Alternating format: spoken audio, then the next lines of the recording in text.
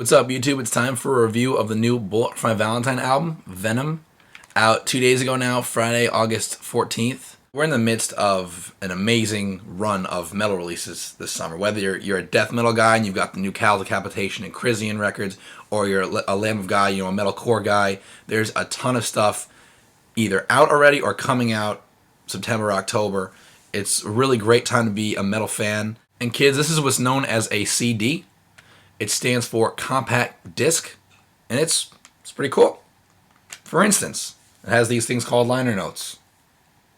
I would have never known, for instance, that the A&R for this record is David J. Wolter. The kind of irreplaceable, invaluable information you get from buying a CD in a record store. Now, look. I buy records for two reasons. A, to support a band. Not monetarily, they don't make money off these records. You want them to put up numbers. You want to see your favorite band in the top charts, especially with a genre like heavy metal. You want to see them be able to tour in your area. So if they're selling records, they're still gonna be able to play the venues you want them to play. And B, I love to play records in my car because A, they sound great. You can bump them, whatever. It's a WAV file. It's a little higher quality than MP3. Also, you end up developing kind of like a relationship with them if they're really in there for a long time. Like when Kendrick put out Good Kid, Mad City, October 2012, I had that in my car for like 6 months. I knew that album inside and out, and it's a cool thing to have with a CD that kind of sits in your car and you just let it play track after track, even the filler. So that's why I still buy records. Obviously, I know they're going to be gone in 5 years, but I'm holding on for dear life to the end. So Bullet for My Valentine. This band, like him or not, has carved such a unique niche in the world of heavy music. There is no band I can think of that has better bridged the gap between mainstream metal / metalcore and alternative / emo. So the meeting of the Triviums and Avenged Sevenfolds with the My Chemical Romances, Escape the Fates, Bring Me the Horizon. And that's why in 2005 The Poison blew up to be what it was. That record is a classic. Even if you're not an angsty teenager, you can definitely appreciate how well that album strike that balance. And with Scream and Fire, their second record, they upped the metal side a little bit more, started touring with some more metal bands. And then with Fever in 2010, it got a little bit more mainstream, a little bit watered down. You see some 80s influence on a track like the title track, Fever. You see the lyrics get a little more towards the alternative side. But I was still into that record. It still was a Bullet record through and through. What's interesting, though, now that I look back, is with Temper Temper in 2013, they got a lot of hate for that record. A lot of people really didn't like it. And leading up to this album, I went back and listened to it, and it is not bad at all. It's funny, because I hated it just as much. I didn't even buy it. I just listened to it. I was like, next. It's a good record. There's tracks like Prisoner of War, Tears Don't Fall, Part 2. There's the title track, which has a cool little tremolo picking riff.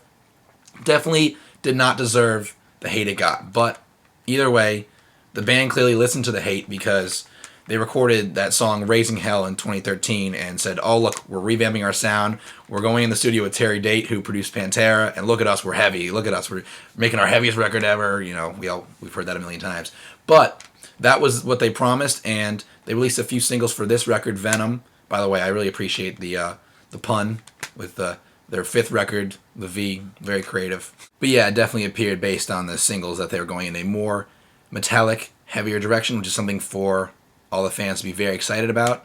So let's go track by track and see how it stacks up. So the record starts with No Way Out. No, we're not going over the intro. That shit is just played out. I get why it's there. I've always been cool, though, with records that just start right out. Like As I Lay Dying, Awakened, their last album before everything went down. Starts out right off with Cauterize, just a big scream and boom, you're into it. But hey, it's cool. No Way Out, though. A really, really great start to the album. You immediately notice screaming is back in the verses, which is something that's been made a lot of. The fact that the screams are noticeably absent from Temper Temper and Fever. So right away they make that statement. There's a very busy chorus with a lot of harmonized guitars, yet extremely catchy. I like to make note of the great clean guitar tone in the bridge, and the immaculate, it's definitely not a good word to use, but the immaculate use of the double time chorus at the end. It immediately brought to mind Trivium's In Waves. Really sends the song out with a bang. Just a great start to the record. Next we got Army of Noise, another song that starts out with a big scream that goes into a thrash groove. So clearly a statement is being made here with 2 in a row, but this one works really well, just like No Way Out. One thing I really want to make note of is the use of what I call the talk vocal. It was a big thing in nu metal, but it got very played out, so people are afraid of it. What I mean is, like, Sick by Slipknot is a good example. Like, when they're talking and goes into like that kind of nu metal vibe. But Matt Tuck uses that a few times in this record, and it works really, really well, particularly in Army of Noise. Shout out to a ripping guitar solo from Padge. Definitely owes a lot to Gus G and Trivium. Probably a little too much, but an ongoing theme here that I'm going to touch on a little later is Venom showcases an overall better band. Better singing, better screaming, better guitar playing, cooler bass fills, better drumming. So Army of Noise is the pinnacle of that on this record. A lot of technicality, a very aggressive song, and we're at 2 in a row now that are really heavy. Now with Worthless, we're at the 4th track now. We're in single position. You know, the singles usually are 3rd and 4th. So I heard this, and it was the most alternative leaning song thus far. And it definitely would have fit really well on Fever. But again, another use of the talk vocal on this track. And this one works really well. And I think it was good to give... You don't want 3 rippers in a row. I was thinking about this, like, could Bullet have made a Slayer-esque record where it's 30 minutes and just thrash? But then I realized that's not really their appeal. This is a good Poison meets Fever alternative leaning track, and it comes at a good time in the record, and it works really well. You Want a Battle, Here's a War. This, when I first heard this song as a single, I was like, this is the cheesiest shit ever. But I waited for the record to come out, and now that it's out and I've heard it in context, totally reverse course on it. This one is the song they should definitely be pushing at radio. I could definitely see them giving this a big push because it's just infectiously catchy.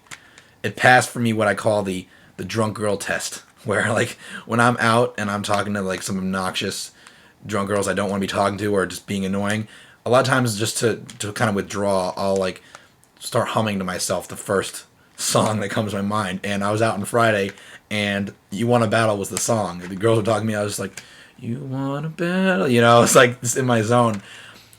Killer double bass groove during the chorus. That's right out of the Five Finger Death Punch playbook with the big melodic chorus and the double bass behind it. That works really well. Great use of punches in the verses where there's the clean guitar and the distorted guitar comes in and punches. And also a really, really sick tapping lick during the last chorus. Totally cheesy, but works so well. So this is definitely an album highlight. Now we're at track 6, which is Broken. For fans of Jamie Joss's great podcast, The Joss Show, when I saw this, I was like, call the lyric police. By the way, actually, Matt Tuck from Bullet will be on that on Monday, so make sure to look out for that, The Joss Show. I'll give the link in the description.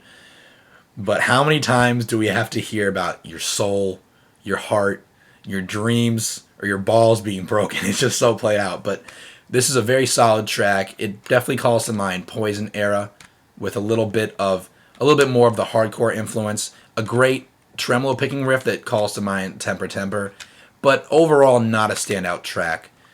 It basically reminds me of Pleasure and Pain from the Fever album, which is a solid but ultimately forgettable track in the middle of the album. So now with the title track, we're at the ballad. You knew it was coming. Like I said before, it's just not like Bullet to make a record of just rippers. And that's cool. You know, that's cool. I've come to terms with that. So we finally got here. It's track 7, Venom. And to be honest, this is the best ballad they have pulled off since Hearts Burst into Fire, off Screaming in Fire. This is well executed. It's catchy as hell. And you can't crucify a band for doing a big cheesy ballad. That's cool. This is going to be a live favorite. This will probably be pushed as a single too. This will probably be the 3rd or 4th single. Usually bands save the ballad for the 3rd or 4th single. But definitely give this song a chance if you're a fan of songs like Bittersweet Memories or, again, Hearts Burst into Fire, because this is a really great track. With track 8, The Heart of the Heart, The Harder It Breaks, we see a really good strategic move by the band. Coming out of this big ballad, right into a scream, right into a heavy song. And one unfortunate thing that knocks this one down a peg or so for me is the pre-chorus riff is super fucking heavy, and it really should have been screamed over. Singing over that sounds forced. It sounds like forced commercial appeal, but the post-chorus on this song, where the tapping lick kind of comes together into a groove, is one of the album highlights. And Matt Tuck's falsettos in the bridge, vocally, I mentioned before, this album showcases a better band, better singing, better guitar, better drums, everything. And that falsetto section in the bridge is a highlight of Matt Tuck's career vocally. And the one thing about this, though, it's a killer track, but the layering is going to be very tough to pull off live. I'm guessing you won't see this in the live set. If you do, you'll see a very altered arrangement of it, but definitely a solid track. So now we're at Skin, track 9, and with these next couple tracks, Skin and Hell or High Water, we're a little bit into filler city here. We're on the outskirts. It's a good track, but a bland first kind of metalcore riff, a watered-down metalcore riff, with a very bland first solo. Yeah, I get it, you're playing 16th notes along with the bass drum when it kind of kicks in, but that first melody in the solo is just the most bland minor melody I've ever heard. Other than a pretty catchy chorus, this song is pretty forgettable. Hell or High Water, meanwhile, suffers from a chorus melody that's all too familiar. It's poppy, but not catchy enough to warrant the poppiness. I would like to remind fans, though, that aside from the Poison, every album Bullet has put out since has had a couple questionable tracks. Even an album like Screaming Fire, which is so well regarded as a metal album. End of Days, Take It Out on Me, those are both questionable tracks. So I would remind fans not to beat up the band over Skin and, to a lesser extent, Hell or High Water. Though Hell or High Water, aside from the chorus issue, there's a lot of really redeeming qualities. There's a really cool tom groove on the drums, and there's a really great placement of the melodic death metal influenced passage with the drums playing kind of an At the Gates Dark Tranquility feel. That is really well placed on this album, and we haven't heard that on a Bullet for My Valentine album in a long time, that kind of groove. So that definitely redeems this song and leaves Skin as the only true filler on Venom. With Pariah, we have a really strong end to the record, though. Aside from the fact that As Lay Dying will probably be contacting Bullet for My Valentine and asking for their riff back. It's only fair. But with a record that you're making a statement that you're more aggressive and more mellowed up, it's really important to deliver that on the last track, and Pariah is a really strong end. A really cool chorus riff, might be the best chorus riff on this whole record, and a really cool bass fill to watch out. I love in metal when the bass gets a little love. I understand that it's a guitar-driven and drum-driven genre, but when bass gets a little love, it's an exciting thing, so definitely watch out for that fill.